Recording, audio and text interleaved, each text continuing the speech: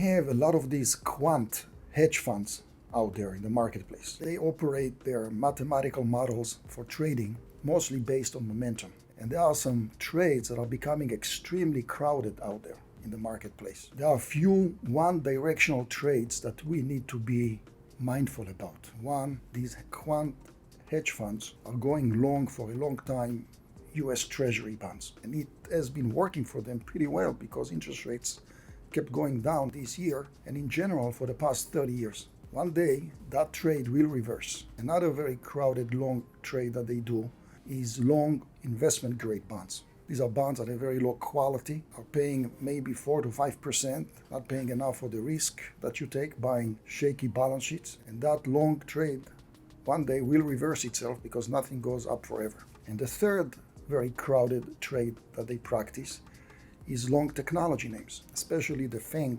stocks. And that has been working for them very nicely for the past 10 years. And that trade one day will reverse, especially in a thinly traded market like we have right now during the summer months. The result of that is not pretty. Netflix is selling nowadays at 65 to 70 times earnings. Even after being down 10%, they reported net increase in international subscribers last week of about 2.8 million. The market was expecting to see 4 million. That was a big miss for them. They also lost over 100,000 subscribers in the US market. The market was looking for an increase of over 300,000 subscribers. As a result of that, the stock right away sold off drastically. Still, in my view, very expensive. If you compare that company to another company we bought recently, which is really not a part of that long quant trade, and I'm talking about Disney, it will be interesting to make a comparison between these two companies. Now, Disney is not as cheap as it used to be, selling now at about 21 times earnings because the market is expecting to see Disney making about $6.60 a share in 2020. But if you compare the multiple of Disney, 20 plus times earnings, to the multiple of Netflix, there is no comparison. Also, Disney is a company that generates about $10 billion in free cash flow every year. You compare that to Netflix that loses about $3 billion every year.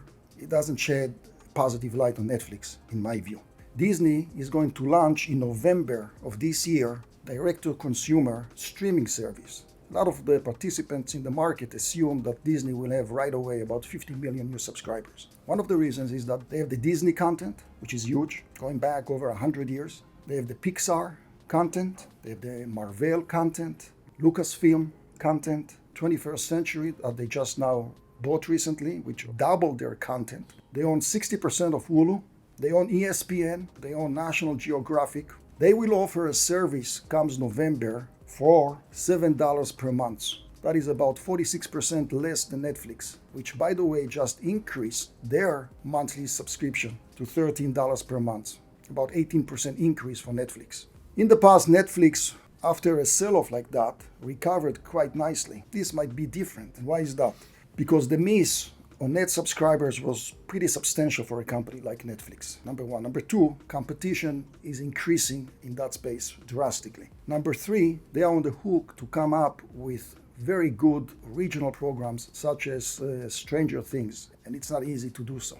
Number four, they spend about $12 billion a year on content, something that Disney doesn't need to do so because they already have the content. My point is that there are better or less risky ways to invest in like space companies without taking necessarily the crowded long trade risk that exists for companies like Netflix. Disney has a pristine balance sheet, net of debt.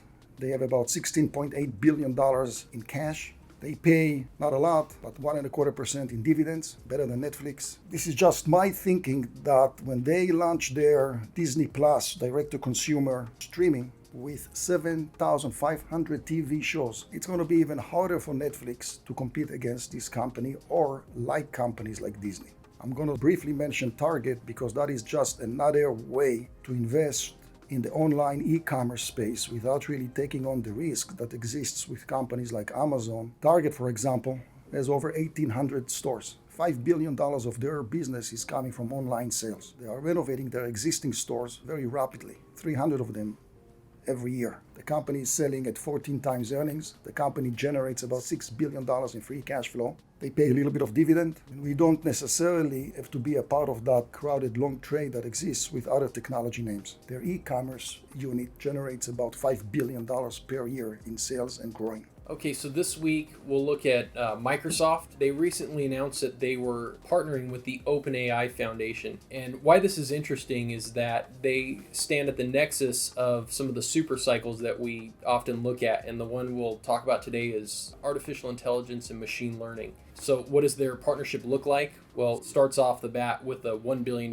investment in the company. And the founders are Y Combinator chairman Sam Altman, as well as the famous Elon Musk. The partnership focuses on the AI supercomputing platform, but with its capabilities on Azure's from Microsoft and their cloud specifically. So some of the other open AI partners are Reid Hoffman from Netflix, Jessica Livingston of Y Combinator, Peter Thiel of PayPal, as well as several others.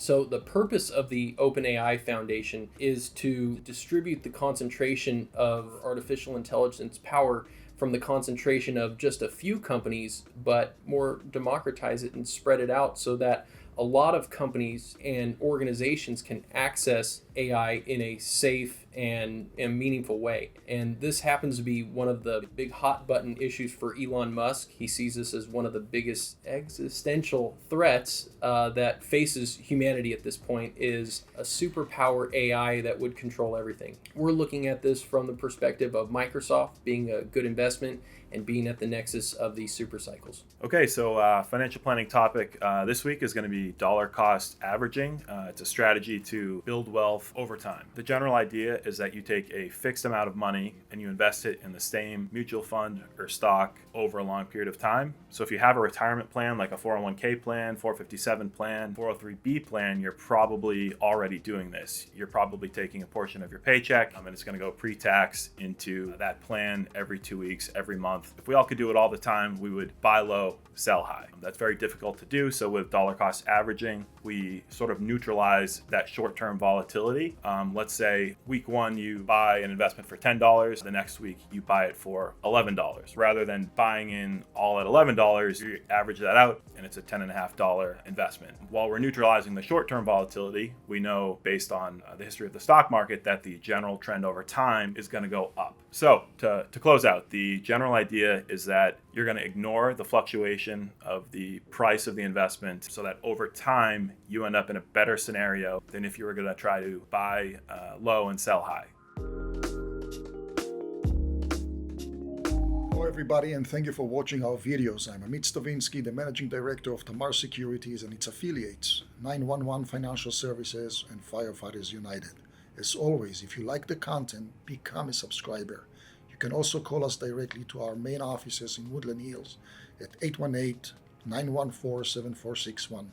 The highlight of the week is that stay away from long, crowded trades such as long treasuries, long investment grade bonds, long technology names, because when that trade reverses, markets will be down substantially.